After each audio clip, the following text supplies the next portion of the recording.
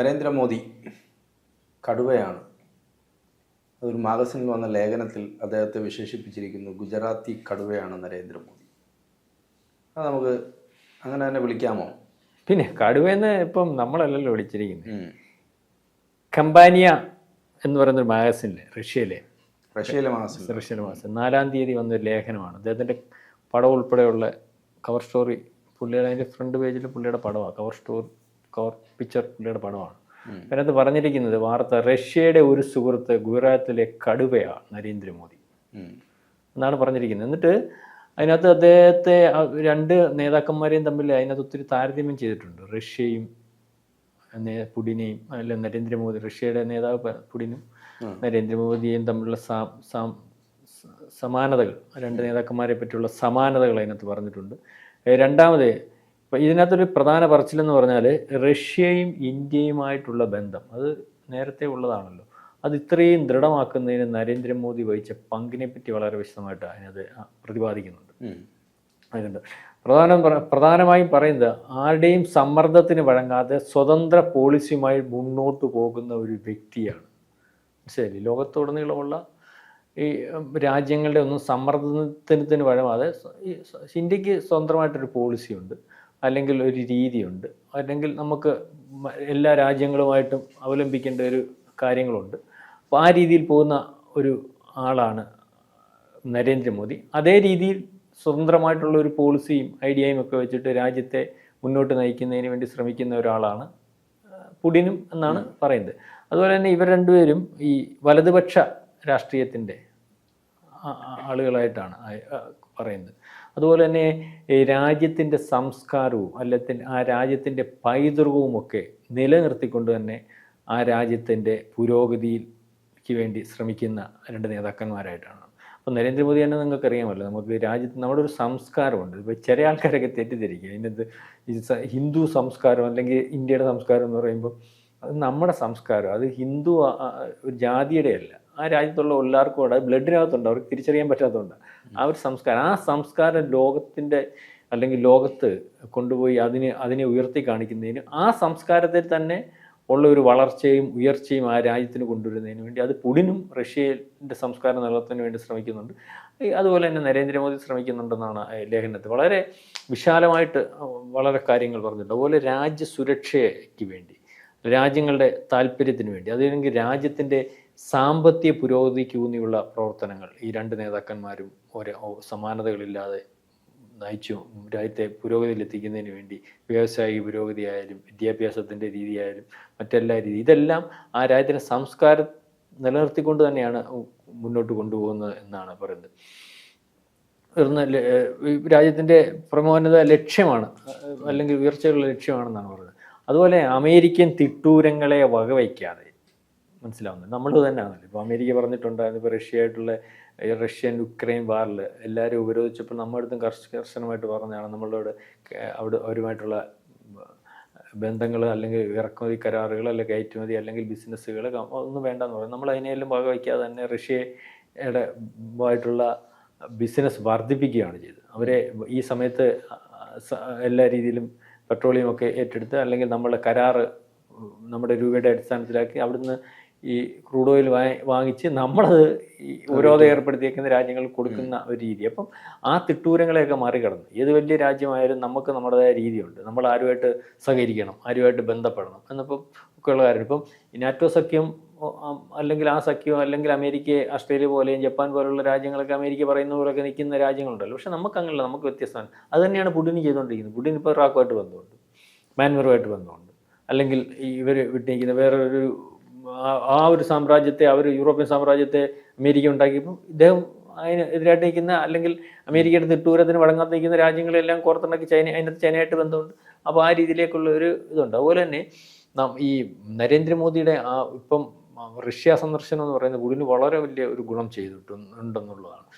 കാരണം ബാക്കിയുള്ള രാജ്യങ്ങളെല്ലാം ഉപരോധം ഏർപ്പെടുത്തി പുള്ളിയെ ഒരു മൂന്നാംകിട, നമ്മൾ ചില ആൾക്കാരെ മാറ്റി നിർത്തുമല്ലോ, മൂന്നാംകിട രാജ്യക്കാരനായിട്ട് മാറ്റി നിർത്തിയപ്പം ലോകത്തിലെ ഏറ്റവും വലിയ നേതാവായിട്ട് നിൽക്കുന്ന നരേന്ദ്രമോദി അല്ലെങ്കിൽ ലോകത്ത് എല്ലാ രാജ്യങ്ങളിലും ഇന്ത്യ എന്ത് പറയുന്നു എന്നുള്ള അഭിപ്രായമുള്ള അല്ലെങ്കിൽ സ്വതന്ത്ര നിലപാടുള്ള ഒരു അവിടെ പോയി അദ്ദേഹത്തെ ആശ്ലേഷിക്കുകയും അദ്ദേഹത്തുമായിട്ട് കൂടുതൽ ബന്ധങ്ങൾ ഉണ്ടാക്കുകയും അല്ലെങ്കിൽ ഇന്ത്യയുടെ നിലപാട് ഇതാണെന്ന് പറഞ്ഞപ്പോഴത്തേന് പുടിന് നേരത്തെ ഉണ്ടായിരുന്നതിനേക്കാൾ വ്യത്യസ്തമായിട്ടുള്ള ഒരു ഇമേജ് ലോകത്തിൻ്റെ ഇടയിൽ വന്നിട്ടുണ്ട്. അത് പുടിന് കൂടുതൽ രാജ്യങ്ങളുമായിട്ടുള്ള ബന്ധപ്പെടുന്നതിനും വ്യവസായികമായിട്ട് ഉയർച്ച ഉണ്ടാക്കുന്നതിനും അല്ലെങ്കിൽ പുടിൻ്റെ രാജ്യത്തിൻ്റെ ഉയർച്ചയ്ക്ക് ഇപ്പോൾ യുദ്ധത്തിന് ശേഷമുള്ള കാര്യം ഉയർച്ചയ്ക്ക് അമേരിക്ക ബാക്ക് സൈഡ് ചെയ്തിരുന്നതിൽ നിന്ന് വളരെ മുന്നോട്ട് വരാൻ സാധിച്ചിട്ടുണ്ട് എന്നൊക്കെയാണ് റഷ്യയുടെ കണ്ടതിൽ. അതായത് നരേന്ദ്രമോദി എന്ന് പറയുന്ന ആളിനെ കൊണ്ട് അല്ലെങ്കിൽ ഇന്ത്യ എന്ന് പറയുന്ന രാജ്യത്തെ കൊണ്ട് ആ രാജ്യത്തിന് വളരെ വലിയ ഗുണമാണ് ഉണ്ടാകുന്നത്. വളരെ വലിയൊരു സുഹൃത്താണ് നരേന്ദ്രമോദി, അല്ലെങ്കിൽ വളരെ വലിയ ഒരു അനുഗ്രഹമാണ് എന്നൊക്കെയാണ് ലേഖനത്തിൽ പറയുന്നത്. അതുപോലെ നമ്മൾ അവരുമായിട്ടുള്ള ഈ സമയത്ത് തന്നെ നടന്ന ഈ കയറ്റുമതി ഇറക്കുമതി അല്ലെങ്കിൽ രാജ്യങ്ങൾ തമ്മിലുള്ള ഇത് 65 ബില്യൺ, അത് അടുത്ത് തന്നെ 100 ബില്യണിലേക്ക് ആവും. അപ്പം പരസ്പരമുള്ള വ്യവസായങ്ങൾ അല്ലെങ്കിൽ ഞാനീ പറഞ്ഞത് കയറ്റുമതി ഇറക്കുമതിയൊക്കെ വളരെ കൃത്യമായിട്ട് നടന്നുകൊണ്ടിരിക്കുന്നു, അല്ലെങ്കിൽ ഉയർച്ചയിലേക്ക് പോയിക്കൊണ്ടിരിക്കുന്നു. അത് 65 നിന്ന് 100 ബില്യണിലേക്ക് പോകുന്ന ഒരവസ്ഥയുണ്ട്. അത്തരത്തിൽ രാജ്യത്തിൻ്റെ താല്പര്യം ഇപ്പോൾ തന്നെ യുദ്ധം അവസാനിപ്പിക്കാൻ പോകുന്നതിനകത്ത് നരേന്ദ്രമോദി സംസാരിച്ചപ്പോൾ അത് ഒരു തീർപ്പിലേക്ക് വരുന്ന ഒരു രീതിയുണ്ട്. അതുപോലെ വേറൊരു കാര്യം കൂടെ ഇന്ത്യ അതിനകത്ത് ശ്രദ്ധിക്കുന്നുണ്ട്. ഈ ചൈനയുമായിട്ട് നല്ലൊരു ബന്ധമാണ് റഷ്യക്കുള്ളത്. അപ്പം ചൈനയുമായിട്ടുള്ള ബന്ധത്തിനപ്പുറം ഒരു ബന്ധം, നമ്മളുമായിട്ടുള്ള ബന്ധം കഴിഞ്ഞ് മതി ചൈനയുമായിട്ടുള്ള ബന്ധം എന്നുള്ള രീതി, അല്ലെങ്കിൽ ചൈനയെ ഈ റഷ്യയെ അല്ലെങ്കിൽ സഹായിച്ച് കീഴ്പ്പെടുത്തുന്ന രീതിയിലേക്ക് പോകേണ്ട, അതിനപ്പുറം ചൈന സഹായിക്കുന്നതിനപ്പുറം ആത്മാർത്ഥമായിട്ട് എല്ലാ രീതിയിലും കൂടെ നിൽക്കുന്ന ഒരു രാജ്യമായിട്ട് ഇന്ത്യ മാറുന്നതിന് വേണ്ടിയും ഇന്ത്യ അല്ലെങ്കിൽ നരേന്ദ്രമോദി ശ്രമിക്കുന്നുണ്ട്. അത് നയതന്ത്ര ബന്ധം തന്നെയാണ്. അപ്പം അങ്ങനല്ല ഈ ചൈനയായിട്ടുള്ള ബന്ധത്തിനൊക്കെ മുമ്പ് തന്നെ ഇന്ത്യയുമായിട്ടുള്ള ബന്ധം അറിയാമല്ലോ, റഷ്യ ആവുന്നതിന് മുമ്പുള്ള ബന്ധം അറിയാമല്ലോ. പണ്ട് സോവിയറ്റ് യൂണിയൻ ആയിരുന്ന സമയത്ത് ഇന്ത്യ അന്നും ഇന്നും ആ ബന്ധം നിലനിർത്തുന്ന കാര്യത്തിൽ ഇന്ത്യ മഹാരാജ്യം. അത് നരേന്ദ്രമോദി വന്നു കഴിഞ്ഞപ്പോൾ ആ ബന്ധം കൂടുതൽ ദൃഢമായി, അല്ലെങ്കിൽ ആ ബന്ധം കൊണ്ട് സാമ്പത്തികമായിട്ടും മറ്റെല്ലാ രീതിയിലും ഉള്ള വളർച്ച രണ്ട് രാജ്യങ്ങൾക്കും വർദ്ധിപ്പിച്ചു. മാത്രമല്ല റഷ്യയെ ഇപ്പോഴത്തെ അവസ്ഥയിൽ ലോകത്തിൻ്റെ നെറുകയിൽ വീണ്ടും റഷ്യ എല്ലാ രീതിയിലും കരുത്തുറ്റ രാജ്യമാണ്, റഷ്യയെ മാറ്റി നിർത്തിക്കൊണ്ട് പോകാൻ പറ്റത്തില്ല എന്നുള്ള ഒരു തോന്നിപ്പിക്കൽ വീണ്ടും ലോകത്തെ കൊണ്ട് തോന്നിപ്പിക്കാൻ മോദിയുടെ സന്ദർശനം സാധിച്ചു എന്നുള്ളതാണ് ലേഖനത്തിൽ പറയുന്നത്. അതായത് ഈ കടുവ ഗുജറാത്തിലെ കടുവയെ റഷ്യയിലെ കടുവയായിട്ടും അവർ അംഗീകരിച്ചു എന്ന് വേണം പറയാൻ. അപ്പോൾ അത്തരത്തിൽ നമുക്ക് അഭിമാനിക്കാവുന്ന ഒരു കാര്യമാണുള്ളത്. മാത്രമല്ല ഇപ്പം ഈ വിഷയങ്ങൾ നിൽക്കുമ്പം ഇപ്പം തന്നെ ഈ പ്രശ്നങ്ങളിലെല്ലാം റഷ്യ കൃത്യമായിട്ട് ഇടപെടേണ്ടതായിട്ടുണ്ട്. ബംഗ്ലാദേശിൻ്റെ വിഷയം പാകിസ്ഥാൻ ഇടപെട്ട് വഷളാക്കിക്കൊണ്ടിരിക്കുന്ന സമയത്ത് ചൈനയുടെ ഭാഗത്തു നിന്നും കൂടുതൽ സപ്പോർട്ട് കിട്ടാതിരിക്കുന്നതിന് വേണ്ടി റഷ്യയുടെ ഇടപെടൽ കൃത്യമായിട്ട് നടത്തേണ്ടതായിട്ടുണ്ട്. അതിനൊക്കെ കൂടിയായിരിക്കും ഡോവൽ എനിക്ക് തോന്നുന്നു അങ്ങോട്ട് പോയിട്ടുള്ളത്. കാരണം അതിർത്തിയിലെ വിഷയങ്ങൾ നമ്മൾ വിചാരിക്കുന്നത് പോലെയല്ല, അല്പം വഷളായിക്കൊണ്ടിരിക്കുകയാണ്. അതിന് കാരണക്കാരായിട്ടുള്ള ഒന്ന് ചൈനയും അമേരിക്കയും തന്നെയാണ്. അതുപോലെ തന്നെ അതിൻ്റെ കൂടെ തന്നെ മണിപ്പൂർ പോലെയുള്ള വിഷയങ്ങളും കത്തിക്കുന്നതിനും അതിന് സഹായമാകുന്ന രീതിയിലുള്ള ഒരു പ്രതിപക്ഷ നേതാവും പ്രതിപക്ഷവും ഒക്കെയാണ് ഇവിടെ ഉള്ളത്. നമ്മൾ കണ്ടില്ലേ ഈ ബംഗ്ലാദേശിൽ വിഷയം ഉണ്ടായപ്പോൾ ഇവിടുത്തെ കോൺഗ്രസ് നേതാക്കന്മാർ പറഞ്ഞ അടുത്ത മോദിയുടെ അടുത്തോട്ടാണ് കയറാൻ പോകുന്നത്. അപ്പോൾ ഇതൊക്കെ വായിച്ചെടുക്കുമ്പോൾ ഇതിനെല്ലാം ഒരു എന്തൊക്കെയോ കണക്കുകൂട്ടി ഉരുത്തിരിച്ചുകൊണ്ട് വരുന്നുണ്ട്. അതെല്ലാം മനസ്സിലാക്കി തന്നെ ഗവൺമെൻറ് അതിനെയൊക്കെ തടയിടുന്നതിന് വേണ്ടിയുള്ള നയതന്ത്ര ബന്ധങ്ങളും കാര്യങ്ങളും ഒക്കെ ചെയ്യുന്നുണ്ട്. അതിന് റഷ്യ നമ്മൾ കൃത്യമായിട്ട് ഉപയോഗിക്കുന്നുണ്ട്. റഷ്യ അത് കൃത്യമായിട്ട് അല്ലെങ്കിൽ ഏറ്റെടുത്ത് നമ്മളെ സഹായിക്കാൻ നിൽക്കുന്ന ഒരു രാജ്യവുമാണ്. അതാണ് നരേന്ദ്രമോദിയെ കടുവ എന്ന് വിളിച്ചിരിക്കുന്നത്. അവിടെ കടുവയായിട്ട് അംഗീകരിച്ചിട്ടുണ്ട്. കടുവ തന്നെയാണ് നരേന്ദ്രമോദി. ആ പത്രത്തിലെ ലേഖനത്തിൽ പറഞ്ഞിട്ടുണ്ട് ഇന്ത്യയുടെ സുഹൃത്തായ കടുവ.